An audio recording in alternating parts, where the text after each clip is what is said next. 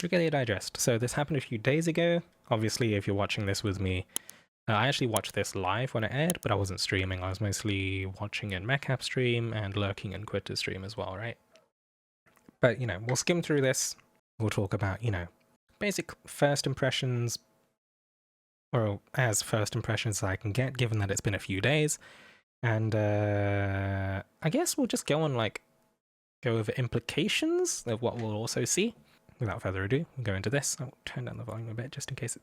But we'll dispense with the fluff and we'll go through it, right? So basically, first things first, daily free tenfold from the anniversary day onwards for 38 days, which is actually, I think a bit more than second anniversary. I think we had like 33 days during second anniversary, something like that. So 38 days, free tenfolds. You don't get to save these, so you have to log in on the day to do them. Really difficult, but for some people, you know, it's a good idea, right? Log in daily, don't miss these. Don't think that they're going to save up if you skip them. You're going to be sad when you forget to do them, right? Next up, after this, we just scroll through this. Is that the final day? So November 3rd there, right? If we go back to this, that goes until November 3rd. Yeah, so after the free tenfold event, you get one day. I'm gonna...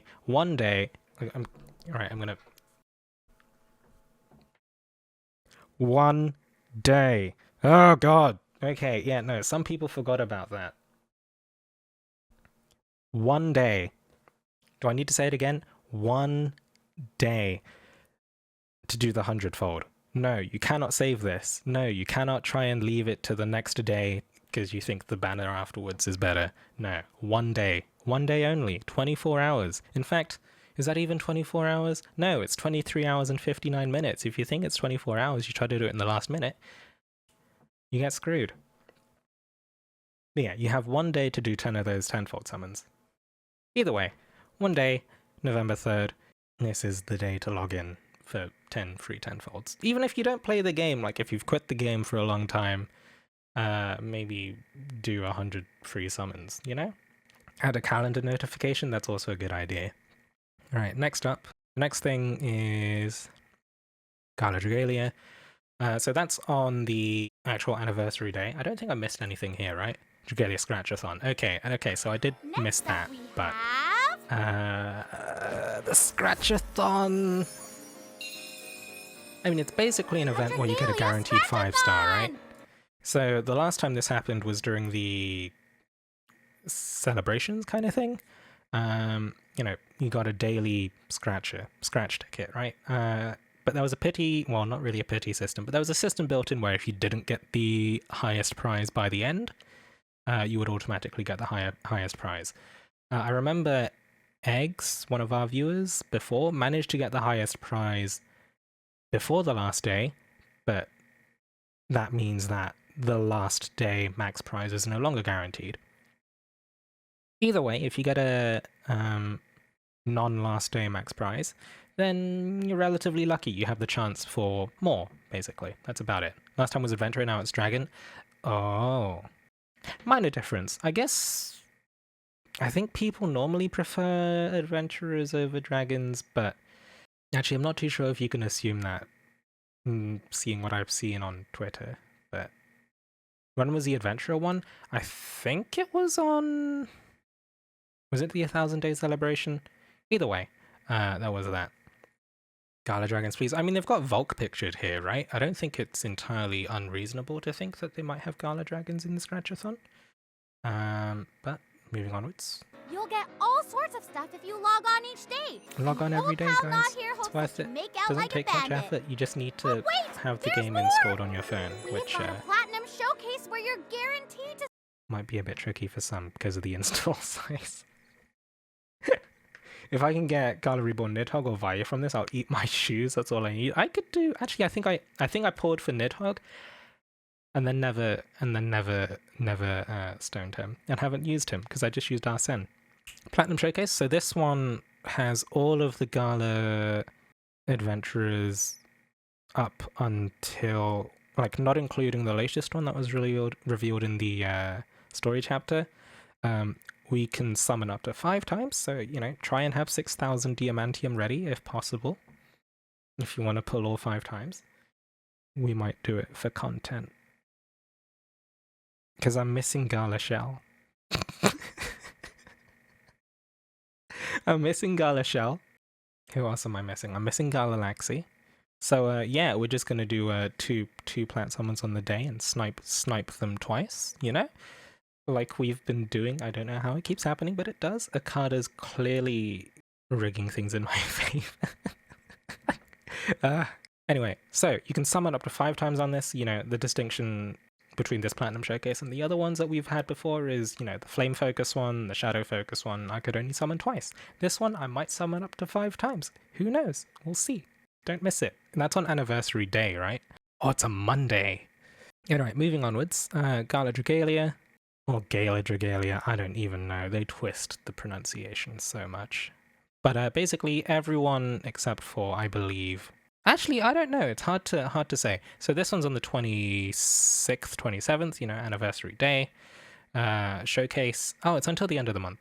Oh, okay. So everyone, all the previous Gala Adventurers are going to be sparkable. If you're missing some Gala Adventurers and you're not brave enough to try and snipe them from the Platinum Showcase, or stupid enough to try and snipe them from the Platinum Showcase, spark them here.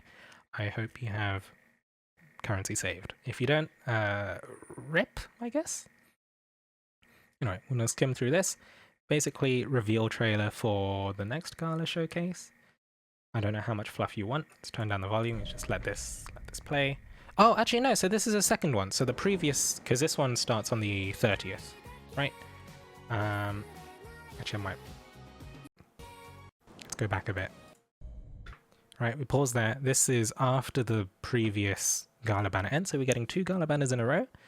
There's the... You know, the one we just mentioned, where every previous Gala Adventurer is sparkable and rate up. I don't know what the precise rates are, because we have more than...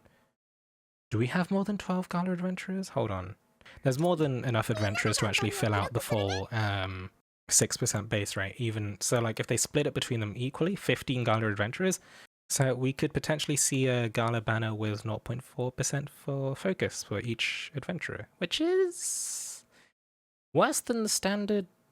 Like, on the all Gala Adventurers available one, it comes before this second Gala banner. So if we go back, this one here has everyone available.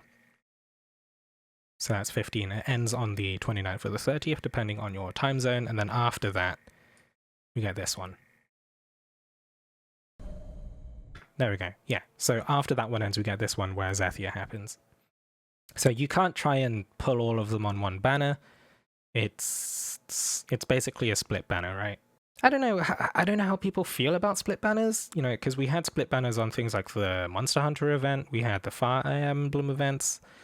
They are slightly consumer unfriendly. I think we have a lot of goodwill saved up, right? I don't think it's really a big deal. It's better to pull on the second Gala. Well, it depends who you're shooting for. If you like really desperately want a Gala adventure you're missing on the first one, unless you have enough to spark skip the first one.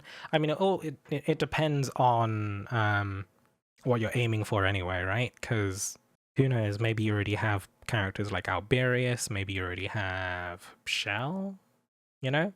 You might not have a dire need for a Gala adventurer, or like Zethia as a Shadow adventurer specifically. You know, if your Shadow roster is entirely fine, you might skip the second instead of the first.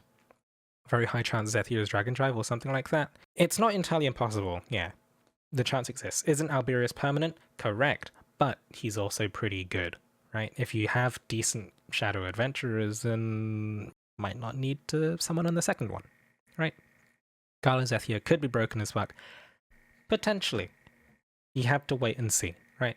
I'm not gonna like hype you up and say Gala Zethia is gonna be the best thing since sliced bread. Do people still say that? I don't even know. Hold your horses, be patient, wait for people who know what they're doing to give you their verdict, right? You know, you don't want to hype yourself up on... Don't get fooled by, you know, people posting like ridiculous damage numbers on day one. You might be missing out on some context like, oh, I hit 20 billion with Zethia. What you don't miss, what you might miss is like 20 double buffs and bog, that kind of shit, and like a 3% crit chance fishing, that kind of stuff. So, there we go. Isn't Zethia the second Gala Blade that's going to be in the game? Who's the first Gala Blade? Masculine? I don't know. If you like blades, maybe grab a blade. Zethia, you know, it's going to be a blade. Masculine. I wouldn't really say masculine. Oh, Gala Luca. Wow. Either way, all specs of Genesis. I wouldn't be completely surprised if Gala Zethia had a non-standard attack string, because, you know, Mascula's got his enhanced autos that if you build around it, I think you can just completely maintain those. Yeah, I'd kind of call Mascula a blade, but he's only really a blade if you manage to drop the buff, right? Because otherwise he's got his own unique thing going on. Then we have Bahamut. We have no idea what this guy's aura is going to be, right? Imposing Wings of Black. It's hard to say. Element, Shadow, it doesn't really show us anything. The animation that they show us during his skill is pretty electrifying. But otherwise... Oh, no, let's not pause there. I'll flashbang you guys. We'll have to see, right? We'll have to wait and see what kind of aura he has, because who are our Gala non-elemental damage dragons? It's Mars, Catchy, Thor? Volk. Oh, right, yeah, he's also a Gala dragon. Arsene, Nidhogg, Kaboom, Recolor. You think they just reprint Arsene? It's not entirely impossible. They could do if people were upset about missing Arsene, but I feel like that would also upset people who had Arsene already. Nidhogg on steroids. Now that's just raw power creep, so I don't think they'll do that. They might do something more akin to Mars, right? You know, I jokingly said in Belly stream the other day that, like, I don't know, maybe Nidhogg could be like 500% strength, but I don't know. You have a 10% chance to hit because you're blind. Also, it shrinks the playable area of your screen to, like, let's not make that hand motion too much. But yeah, who knows? Maybe he'll shrink your field of view for shits and giggles. Maybe he makes it so you can't see telegraphs. Could you imagine that? That'd be weird. I don't know. Maybe he makes 200% skill damage, so I can make more light skill damage. Oh, you think they'd make him elementless? Who knows? That unlikely. I don't think we've ever seen any element stuff. Just play DL and Braille.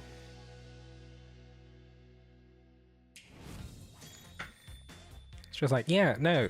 So if you equip Bahamut, it turns off your screen and you have to sense everything through your device vibrating. Yeah, it's clearly how things are going to work. But yeah, try not to speculate too heavily on these two. Even when they released the banner info the day before, there could be hidden stuff that we might not know. Like, for example, dragon attack mods always make a big difference. Zethia could have special attacks. I wouldn't put it past them. She might have a dragon drive. If she does, a lot of info hinges on what dragon drive mods are, if they are a thing. If she doesn't have dragon drive, it would be weird if she didn't have a unique transformation either, right? So Zethia is definitely a wait and see on the day kind of thing. Let's see. Next up we have anniversary bonuses. Woo! So this is just a bunch of... Wait, did I skip? No, I didn't. So it's going to be a bunch of login stuff, right? Start with part 1. During part 1, I'm not going to not read those out. So, Wormprint, we don't know what's going to be. 1500 Wormite, that is 12 poles. Mini Jupiter. Nice for new players, I guess. 30 million rupees. Nice for new players, I guess. Omnicite. Nice for everyone, but mostly new players who want to spiral adventurers that, you know, work through the non-Trials of the Mighty system, because obviously if you use this on an unbuilt 5-star character that doesn't use a Trials of the Mighty spiral but has a spiral, then Omnicite is equivalent to 7 Champions Testaments, right? So it's also pretty good. Ashes, for me, they're worthless. Again, maybe nicer for newer players who are trying to rush content, that kind of stuff. Either way, like, They're nice prints, but they often don't really have abilities that are worth equipping. I don't know, maybe nice for new players who are joining us. Next we have Talon Stones, which I believe are for upgrading Dragon Altars? Nice for new players. Champion's Testaments, always nice. 100k Eldwater, pretty nice. Not huge. Fafnir statues, oh. You think we'll get to that. We'll get to the Fafnir statues. And Damascus Ingot. Pretty minor at this point. Dracoliths? We'll get to that. We'll get to that. So skipping onwards, we also have part 2. More champions. Oh, hold on. Let's check the dates as well, right? So this one starts on Annie Day and goes for a week and a half till October 13th, depending on time zone. Part 2 starts when that one ends and goes for... Oh, it's active for like 2, almost 3 weeks. 2.5 weeks, I'd say. Something like that. Similar sort of bonuses. We've got Champion's Testaments. We got more Wormite. Rupees, Omnicite. Honey's nice. Rainbow Orbs, kind of nice, but it's only 30, so it's not huge. Let's see. Orichalcum. Pretty nice. Dragon Scales. They're okay. Better for new players who don't really have a stock. And then Sunlight Stone. At the end. I'll log in for 10 days, get a Sunlight Stone. But yeah, they'll split these two because like if you miss too much of one, then like obviously like let's say they put it into a 20-day event, 20-day login streak for the Sunlight Stone, then like it's harder to get if you miss like a week or 2. Whereas with this one, you just have to log in for 10 days in the second period, that kind of stuff. And obviously, if you spread out the periods where people are incentivized to log in, for example, then you sort of help elongate the window where people are more active, right? And if you're logging in every day anyway, it's not really a big deal. It's going on. We have some more packs, right? Basically, if you want to give them money, now's a good time. If you like normally think Diamantium's too expensive, for example, then we have anniversary packs. These are typically, the best rates for Diamantium around this time of the year. So like I'd probably get the Diamantium Mega Pack. I don't know about the Dragon Voucher one. More often than not, that just ends up being sus. Anniversary Unbound Pack, not really a big deal. But Sunlight Stone, maybe. Next, we have the Sunstone Pack, which I'll probably also get. Sunlight Stones. And then a Superior Orb Pack. These are Tier 4 Orbs and Rainbow Orbs. And 4 Champion's Testaments. Maybe worth getting. Your mileage may vary. Make sure you're spending money you can afford to spend, After that, we got triple drops, half stamina events. Do note that these are, at least Elemental Ruins and Dragon Trials Imperial Onslaught, these events are going to see increased drop rates from the anniversary onwards. I say events. Stages. Then we've got main campaign, triple drops, half stamina, so good time to get Dragon Essences. And that's all chapters. Oh god. Well, start saving up your skip tickets, I guess. And then Agato, double drops, half stamina, half Gather Wings, rotating daily co-op stuff. And again, we're going to see increased drop rates there, so if you still haven't farmed out all your weapons, now's a good time. Now's a good time. Next along, like it doesn't specify High Dragon Trials, so who knows? High Dragon Trials only needs half stamina? Yeah, because like extra drops doesn't typically affect rupees, but I suppose since for the Avenue to Fortune stage, all you get are rupees, then yeah, the drops there apply to rupees. But speeding along, we have 3rd anniversary stuff. I'm gonna mute this just in case I end up getting fucking DMCA smacked. Haven't watched the digest. I watched it live, but I haven't actually shared my thoughts on it, like, properly. So, now's the time, right? We've got a new Apostle event, which I think a lot of us were expecting anyway, given that the current rerun of Divine Deception is lasting, well, started 10 days ago, and we were going to see it run for 40 days. So, a 40-day rerun, this kind of explains it, but obviously is not is not brilliant. But obviously we got to see Michael. Have I skipped the other ones? I skipped the other ones a bit. Sandalphon, Regina, who I'm probably going to pull for. I know I don't normally... I say, like, don't pull for permanent units, but Regina's cute, so I'm going to pull for her. Wow, Fluff. Who'd have thought? Next we have... Michael! I have no strong thoughts on Michael. I'm going to pull for Michael for homosexual reasons. You do you. Neville and Ramule, okay, yeah, you know, give everyone else a little showcase, which for long-term players, probably not a big deal, but, you know, you gotta show people Gabriel at some point, right? Agents of the Goddess is getting put in the compendium. I think if they're making the Apostle stuff like a huge, you know, making a big deal out of the Apostle stuff, then, like, yeah, they're gonna eventually add, you know, Apostle stuff in, right? Then we got the, dragon with the biggest boobs. Moving onwards. Fetid chat. Oh god, don't use the word fetid. Good lord. Yeah, event looks like it's going kind of nuts on story. Didn't cover that the first church event's getting added to compendium. Did I skip that? Well, that's incredibly minor, but you know. Did they actually say that? Did I skip it? Oh, also retweet event. Just use the arrow keys to skip ahead. That's not what I wanted. What did I press? What did I press? There we go. 3rd anniversary event stuff. Sandalphon, yeah, okay, we looked at that already.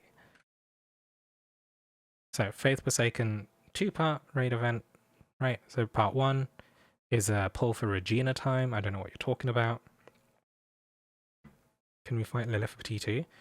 So this, I think people have mentioned that like the lines here were from the campaign, chapter 21? At least the Xena line anyway. But part 2 raid event, I believe they mentioned it would be, oh, and yeah, we see that dark shadowy figure in the background. I don't know if the art of this event implies that Basilius is going to be summonable, and we also have what I presume to be the antagonist, but we'll see. We also have Harle. So skipping onwards, yeah, 2-part event. Harle is going to be unlockable through part 1 event. You know, Harle is a big deal for a lot of people, I think. Like, because he's been a long-standing story character. We're gonna have to see how, you know, how the story kind of gets to it. Like, we're gonna have to see how they wrangle Harle into joining the Halidom. I don't really. Honestly, I kind of would have preferred he stayed a villain. But you gotta give people some food once in a while, right? So, moving through this. Badonkadonk. Akada talks about things. Do I play this through? I think I play this through. Oh, okay. You know what? Never mind. We can just let him talk about this stuff. But I don't think this is really a big deal. It's just rehashing information we already know, right? Just be a playable villain. Let him talk is muted. It's not even him. It's during the event's it's an interpreter doing a dub. The second part features yeah, okay. So 16 player raid battles, 16... not 16 adventurers, 16 yes, 16 adventurers, but also 16 players. 16 players. Normally, players each control a team of 4 adventurers, but this time it will be 16 players controlling 1 adventurer each. Right, you heard him. Moving on, sounds like how certain dragons will be able to be unbound up to 5 times instead of 4. Although this will be limited. I mean, we have Alberian Battle Royale, right? So, you know, that may have been like the stress test for seeing what happens when you get 16 people to connect to a lobby at once. I think some of us were bouncing ideas around about like, oh, what happens if we can get 16 players to Midgard's almost 0 skill at the same time? But if they use similar matchmaking to like the previous, I think defensive battle events, I'm not entirely sure. Then who knows, that might be entirely random and you can't make arranged private lobbies, who knows. But yeah, I think Magister mentioned like it's gonna be a 12-player raid because people are gonna keep disconnecting. That's entirely possible, but who knows. Unbinding dragons up to 5 times. Well, To certain dragons at first, we do plan on making it available to more over time. This means that even some dragons released way back at the game's launch can become considerably more powerful. Next, I'll go into some detail about a new type of item. Okay. 5th dragon unbinds. I don't think they're suddenly... Oh, actually, I don't know. Are they suddenly going to make those dragons more viable? You know, I'd hope they do. It's not a given. Who knows? Maybe suddenly 5 Unbound Agni is as good as Konohana Sakia, or better. I'd expect 5 Unbound Agni to be better than Konohana Sakia, but extra 5% strength. I mean, like that's worst case scenario, right? I mean, actually no. Actual worst case scenario is they don't actually increase the ability strengths, and they just end up like using it as a stat boost because you get to, I think they said level 120 strength amp would be cool. I mean, if they added amp to like the strength aura dragons, that could possibly make them more viable, as long as your character, you know, the adventurer using the amp dragon actually has some amp beforehand. It's going to be like 70% strength, literally only costs 50 essence. I mean, yes, but I think making these old dragons more viable is more consumer friendly, because like you don't want to, it feels absolutely terrible to pull those dragons at the moment, especially for newer players. If you're like, oh hey, it's a 5-star dragon, fuck, it's Agni, right? It's gonna be, I think, slowly eliminating those parts of the game where like you feel terrible, you feel like you've been had. I think slowly eliminating as many of those situations as you can, I think, is a good idea, right? Fuck, I pulled Hawk. Pretty much. I mean, like, I think after month 1 or 2, I think we pretty much felt like that. Pazuzu every day, right? Because like the Affliction Punisher dragons feel pretty bad to pull. Strength Aura dragons feel pretty bad to pull, except for Bunny. Bunny's a special case. HP Aura dragons, even, they feel pretty bad to pull. There aren't that many. They do it for Gala dragons, they're crazy. Oh, right, yeah. Do you think Mars would have a boost? No. Mars is fine. I think he's too good to have a boost, because then if he... I mean, there's the other chance that they actually give him... He's probably going to stone Essence Dragons? Right, because actually, yeah, that would imply that they give Mars essences, which... honestly, I think Gala dragons are probably one of the main drivers of people using Sunlight Stones. I can't foresee them making those essence farmable. Of course, Sun Phoenix and Cupid have a reasoning sense because light. That's a good point. But this means that we could see, you know, Cupid, honestly, I think is actually pretty nice because of, you know, outside of Nihility, the Cupid's dragon skill, okay, the heal's kind of bad, but team-wide crit buff, I think, is quite nice. Who knows? That could suddenly become, like, really cool. Who knows? We're gonna have to see what they do with the essences. But let's keep this thing going and see where it leads us. With it, you'll be able to Omnicite. fully level up any adventurer, in addition to... So we'll skip this. So basically, it's going to unlock all the nodes in the mana circle and the mana spiral if they have one, and then max out their level. So you want to use these on adventurers that you haven't upgraded at all for maximum, you know, benefit. Even better if they have a mana spiral, and again, even better than that, if they have a mana spiral that doesn't use Trials of the Mighty materials.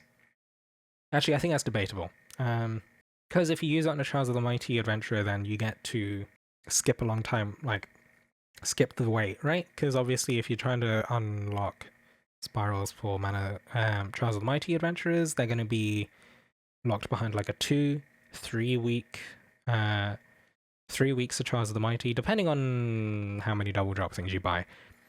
if you, for example, if I were to use Omnicite on Lazari, for example, then I'd have Spiraled Lazari on day 1. But I think the trade-off there is that if I did Spiral Lazari day 1, then I'd have basically a guaranteed dead week of Trials of the Mighty, right? Well, you'd have to basically, you'd be stuck with, you know, that 1 week. Because like when they do introduce new spirals, the Trials of the Mighty fights, they come in like alone without any other fights scheduled for the same time. Because then what would happen is, for example, if I go to the Trials of the Mighty screen now, right, if I were to use the material on Lazari, then I'd still have Yada Baustra, I'd still have daily bonus chests building up, but I would then be getting convictions and stuff, which aren't all that useful, and at the moment you can't actually trade those convictions for extra materials. Do try and use Omnicite on 5-star adventurers. I mean, yes, you save more Eldwater using them on 4-star adventurers because it costs 25k Eldwater to, you know, promote an adventurer from 4-star to 5-star, right? So for example, if I pick, I'm going to upset people depending on who I pick now, huh? But let's pick... So, 25k Eldwater brings by Elias from a 4-star to 5-star. But considering that if he had a mana spiral, then like that would, you know, the spirals there would cost silver, like Knight's Testaments instead of Champion's Testaments. So what would happen is, you know, when you get to this point, Champion's Testaments are the main bottleneck for your character development, that kind of stuff. So like if I were to say go to mana spirals and be like, hey, I wanna build who's got a spiral here that, okay, Laranoa, I think? So like this costs Champion's Testaments, like these main nodes here also cost Champion's Testaments, so like Laranoa 5-star doesn't use Champions, doesn't use Trials of the Mighty Mats, uses a bunch of gold toilet papers, right? So like trying to use Omnicite on characters like that instead of if I have a 4-star character here that has a spiral Saliera, right? Okay, so it's stuff like this that cost Knight's Testaments instead. So like using it to max these out. I think the skill, for example, Ardent Stream, like the skill there, but the upgraded skill level, the upgraded Winter's Blade, I think. So yeah, if like 4-star spirals versus 5-star spirals is like a difference of like 3 to 4 gold Champion's Testaments. And if you look at, for example, my materials, I have 228 Knight's Testaments. I am not short on those, so spend them where you can, because it's not like you can trade between the two, right? 4-star with a spiral, it's 8 Knight's Testaments and 3 Champions. Yeah. So if you want to get the most Champion's Testaments worth out of your Omnicite, use it on 5-star adventurers. Or Elias. You know, as always, I'm not your boss. Do what you want. But frankly, spending 3 Champion's Testaments here is not great. Because I can only upgrade so many adventurers at a time, right? Unless I like start wailing. Crafting weapons. This is where they reveal Harle as a Wind Blade. But, you know, Void Battles, gonna have increased drops. Imperial Onslaught, gonna have increased drops. Advanced Dragon Trials, so high Dragon Trials, and Pre-Legend Agito, higher drops. I believe if you go to the news post on the Dragalia Lost website, so we see the drops here, like for the bronze coins here, it's a 20 times increase from this. I don't know if you can really extrapolate too much else. Is the update coming in 10 hours? The data update, I believe, will be pushed on actual day of the anniversary. Right, the forced update for 2.12 of Dragalia Lost has already happened, but the actual like drop rate increases, Dragon 5th Unbinds, that kind of stuff, will happen on anniversary day when they push us like actual stuff. But like Imperial Onslaught, big drops, that's like a few hundred of those. That's actually insane. I assume like because it's 1k rupees. Can I full screen this? We can see like 500 coins there. 400 of those. What is... I don't know how many runs that is. Oh, it's 4 gold. Is that just 1 run's worth of medals? That's insane. Hearts look like 5 times drop rate. Yeah, something like that. But, you know, generally pretty good. If you're short on like tier 4 orbs, now's also a good time. Anyway, moving onwards. Let's see what else there is. You know, if the Dragalia Lost team is going to be focusing on things like endgame fights, you know, the Agato fights, the Sinister Dominion fights, I'm counting off screen, but off camera, but like if they're going to be focusing on those and like highlighting those as the endgame experience that they want people to do, then, oh, Kaleidoscape, thank you for the follow. I think shortening the period where people are farming like really repetitive content like Standard Dragon Trials, Imperial Onslaught, Void Battles, you know, the shorter they make that, you know, the sooner people get to the fun stuff, like Legend Agato, high difficulty Sinister Dominion stuff. Fun times, and obviously the more people that are at endgame state, or like ready to tackle endgame, the more populated, you know, public lobbies are going to be. So, fun times, fun for all the family. You know, it's part of the reason why I make fight guides, right? Because the more people we get in endgame, you know, it helps with the longevity of the game. I'm not just making it for the views. I kind of want Dragalia Lost to go on for as long as possible. And, you know, making fight guides is part of that. Oh, hello, 2047. Thank you for the follow. This change was that so that Sindon Kob is more populated? Yeah. But, I mean, I think this doesn't really address the fact that once you're at a stage where you can auto fights, it's typically easier than struggling through and like taking 5 times the amount of time to do like the equivalent number of clears in co-op, right? Or even longer. Because obviously you can, if you can set up a team that can auto something 99 times, then it's been a long time since I've actually run a fight 99 times in co-op, right? Upcoming adventurers. Silas is ready for a night of fright in the upcoming Halloween for Halloween. event starting in late we might October. see that in like 2 or 3 weeks' time, to be fair. Uriel and Michael, whom you'll encounter in an upcoming raid event. So we'll see these guys with, I assume, part 1 of the raid event. Second point is we might very well see high Archangel fights, right? Because they've got the, you know, the actual true forms behind the portraits of the angels.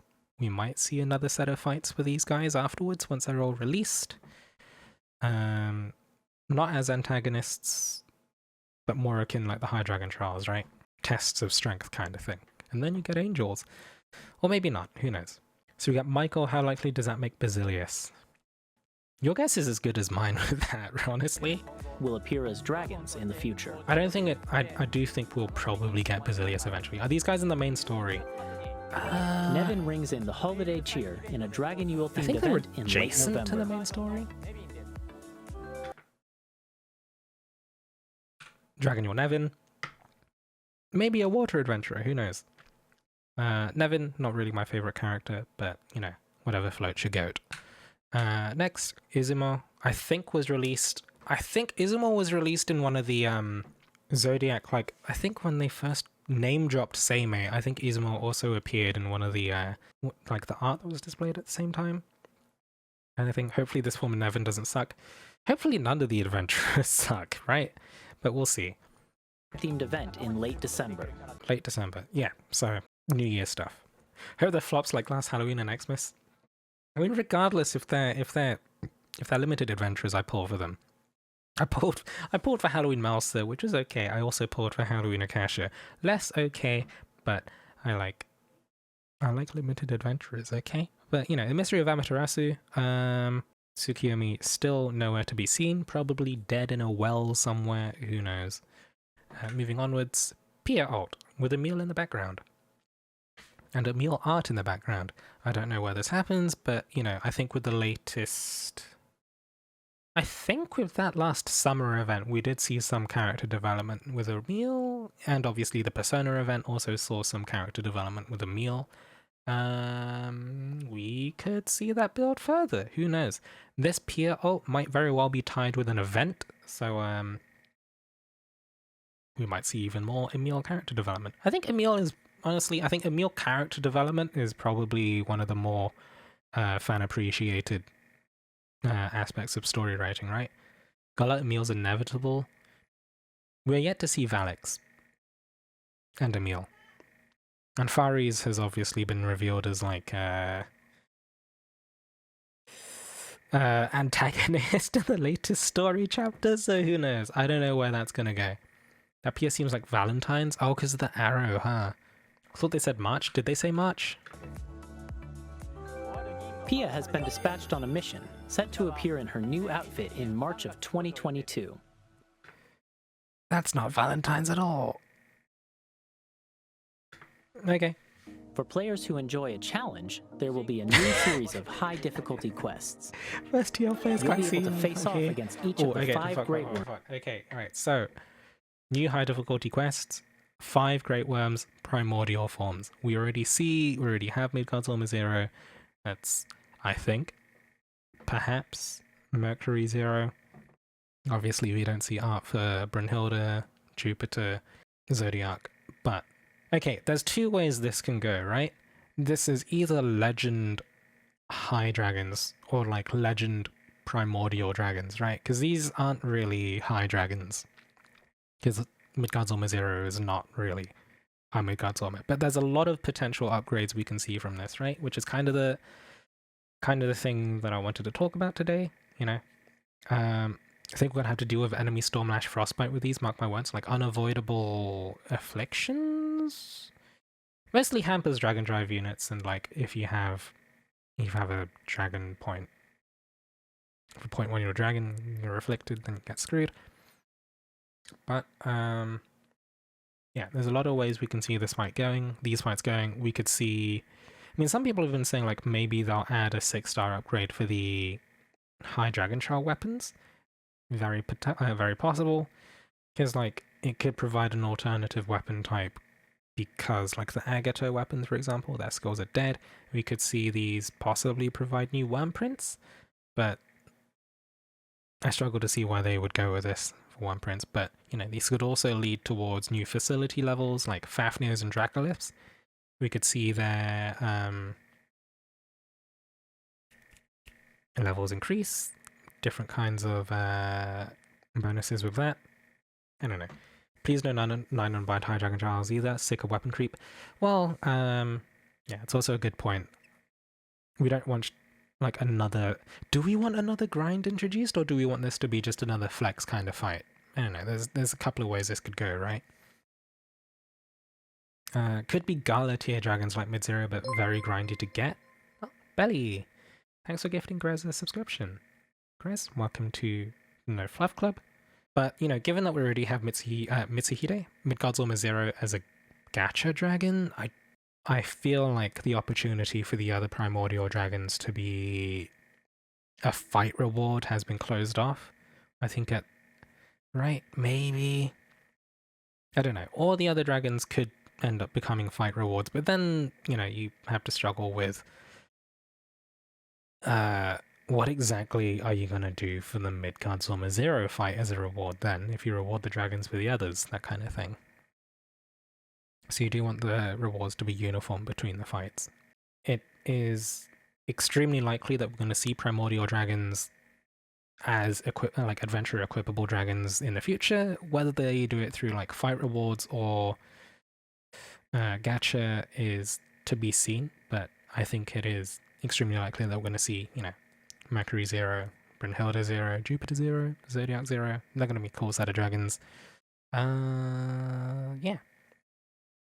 We need to just make the Agato weapons, but with nihility proof skills. I mean, there's a bit of, like, part of me thinks that, but part of me is also like, at that point, you kind of just want to use 2 shared skills, right? Because if you're going to just be using Agato skills the entire time, what's the point of having shared skills require different numbers of skill share points, right?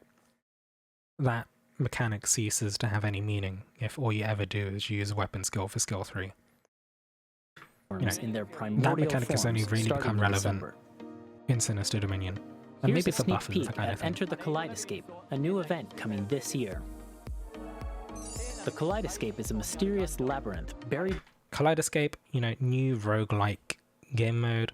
I think those of you that have played Fire Emblem Heroes, much unlike me, I've not really played a bunch of Fire Emblem Heroes, but I think a bunch of people drew parallels between this and the Hall of Forms, I think it's called. I have no idea what that is. I think Angie, you might be more familiar with it, but like basically pick a unit, dungeon crawling, Collect weapons, Wurmprint, shared skills, and dragons as you delve deeper, right? Beneath the sacred tree. Game mode. There's Embark like with a single the adventurer game who mode collect limited weapons, progression, right? And Wurmprints, there's shared some. skills, and dragons as you explore the labyrinth and level up along I don't the know if way. there's really going to be like meta progression. I think it's unlikely. Scavenge to survive and delve as deeply as you can. Enter the Kaleidoscape to earn new Wurmprints featuring adventurer portraits. Oh god. So it's like it's basically a dungeon crawler mode, right? Consumable skills, consumable dragon forms. New way to play? And since I think weapons and other equipment are found they mentioned within the the rewards a bit Kaleidoscape afterwards. itself, all you need to prepare for this adventure are your wits. I don't think I If you're actually mentioned defeated the during your rewards. journey, you'll be sent all the way back to the entrance, so tread lightly and manage your equipment carefully. Okay, so they didn't really mention the rewards, but or at least I probably like skipped over the rewards mentally and just didn't perceive. But basically, we're gonna see. I think what they mentioned is that the rewards from this would be Wurmprints with a portrait of the adventurer that you used.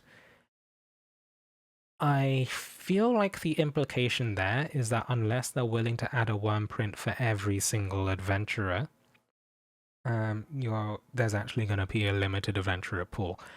We might just see something similar to the Alberian Battle Royale system, right? Like one adventurer for each weapon type. I'm not going to bother listing the weapon types, there's 9 of them, but an adventurer for every single weapon type. And then if you clear the not Hall of Forms, but Kaleidoscape with that weapon type, then you get a Wurmprint with it. Probably just be the normal adventure portrait on the print. I mean, that's if they went for every single adventurer. If they were to add a new print for each weapon type, for example, we might very well see, 9 new prints, and those might have actually decent art. I would be incredibly disappointed if they decided to go with low quality art or just recycling the adventurer portraits onto Wurmprints, because those would stick out like a sore thumb, and that, I think, would be actually a red flag for the longevity of the game if they're cutting that art budget in a gacha game. That's a rough time. Yeah, I don't think we're going to see prints added for every adventurer, but I think the system that makes the most sense to me is to have one adventurer for each weapon type if you clear the... Because obviously, like, if you're picking up skills, weapons, and dragons within the Kaleidoscape, then the base adventurer doesn't really matter, right? From a gameplay point of sense. Because obviously all swords are just going to attack like swords. You saw Yuden using Summer Ieyasu skill there anyway, so the fact that it's Yuden instead of anyone else really doesn't matter unless you particularly hate Yuden's voice lines or something. Mute the game, I don't know. The actual adventurer, unimportant. It's the weapon type that's going to make a gameplay difference here. Enter the Kaleidoscape will debut by the end of the year. You can look forward to learning more about it from an upcoming in-game notification. Just hope they don't delay it like they did with the There are plenty of other encyclopedia. updates in store too. Because then we'd see it in Knott's like 3 Notes years. will provide a way to reread the stories of events that you participated in previously. Minor stuff. We also plan to add Onslaught, Defensive, and Coliseum Context for newer events to the players. event compendium. It's a good thing, I guess. And finally, we plan to continue monthly campaign updates. Speaking of which, let's take a look at this preview. Did this really need its own slide? I have no idea. But either way, this is like chapter preview stuff. I'm not really going to get into it because really, I don't think it has many gameplay implications. I really don't think, I don't think it's really worth covering, right? Auriga, yes. Regina, yes. Well, do we think Auriga is going to be pullable in the future? Hopefully. Other than that, there's no big deals here, right? Baron Ilia Fusion, yes. I think Wraps up that's this it, episode right? of Dragalia Digest. I You hope you're waiting on looking forward Auriga to and celebrating Regina the drop? third I'm anniversary as much as I am. Dropping the same banner. Thanks, Ooh, Mr. my wallet's gonna be Okada. in danger. Sounds like we got a ton to look forward to in Dragalia Lost. And last but not least, we've got one more tidbit for you. Oh, right, and yeah, we all got a tenfold voucher and 100 million rupees. Ta-da! just for sweet, the huh? episode of Dragalia To Digest. celebrate the release of this here Dragalia Digest, you'll all be getting this nifty little present. Well, that's all I guess for that's today. about it, right? You know, Thanks those are for the points. 3 awesome years, and we'll see you all again We're going to real convert this into a soon. YouTube video, so if you agree with me, if you disagree with me, if you have your own little headcanons about what may or may not happen, you know, leave a comment down below. If you think I'm full of shit, dislike the video. If you like the video, I don't need to tell you this, right? Either way, take it easy. Stay safe. I'll see you in the next one.